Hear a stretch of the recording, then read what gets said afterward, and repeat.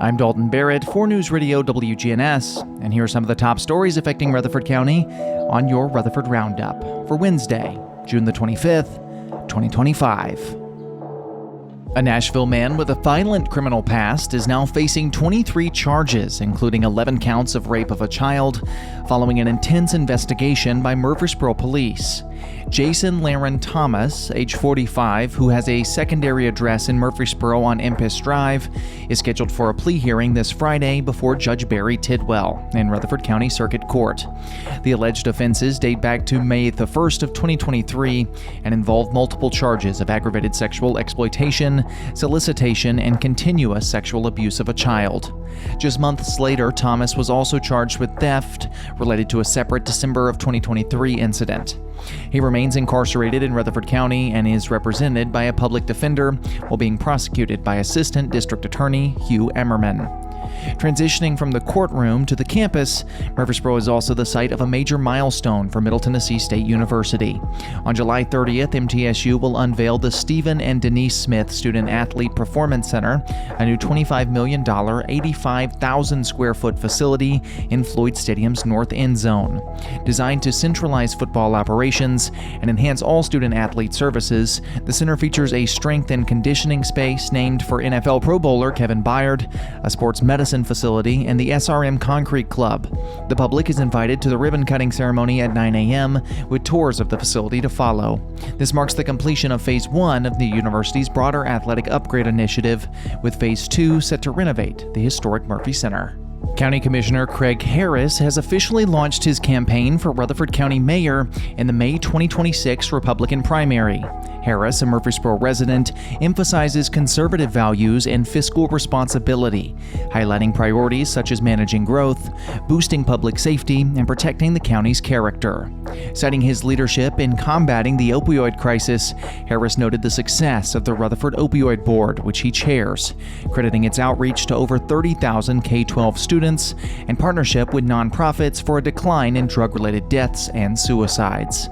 A commissioner since 2018, Harris played key roles in securing alternative revenue streams and helping Rutherford County achieve a AAA bond rating, all while supporting pay increases for first responders.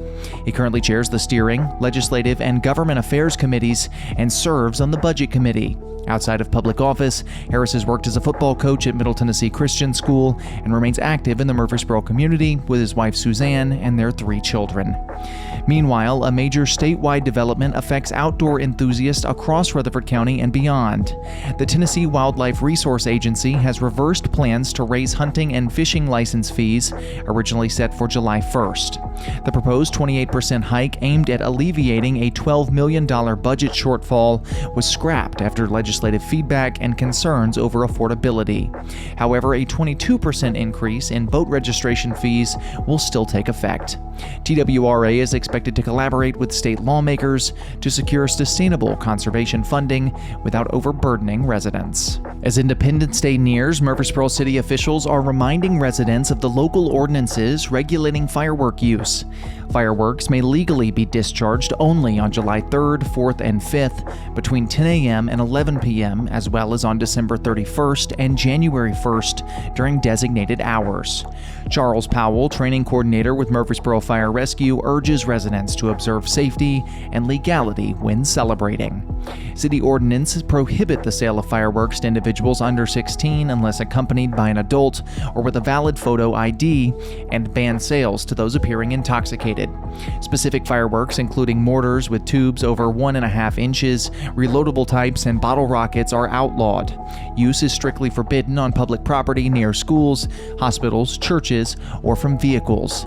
Vendors must provide clear safety guidelines and legal usage windows. Meanwhile, a new national study highlighting commuter dangers puts Tennessee in the spotlight and raises concerns in rapidly growing Rutherford County. Ranked 4th nationally in fatal crash rates per 10,000 commuters, Tennessee sees an average of 4.4 deadly crashes linked to daily travel.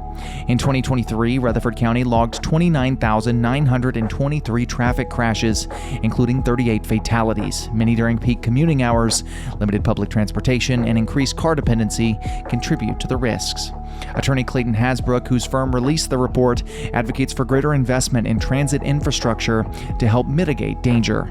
Local authorities continue urging drivers across Rutherford County to stay alert and to prioritize safety during daily commutes and holiday travel. That's all for now. For updates on these and many more local news stories, be sure to check out our website, WGNSradio.com, or follow us on social media at News Radio WGNS on Facebook and X. I'm Dalton Barrett for WGNS Radio, part of your Good Neighbor Network, and I'll talk to you later.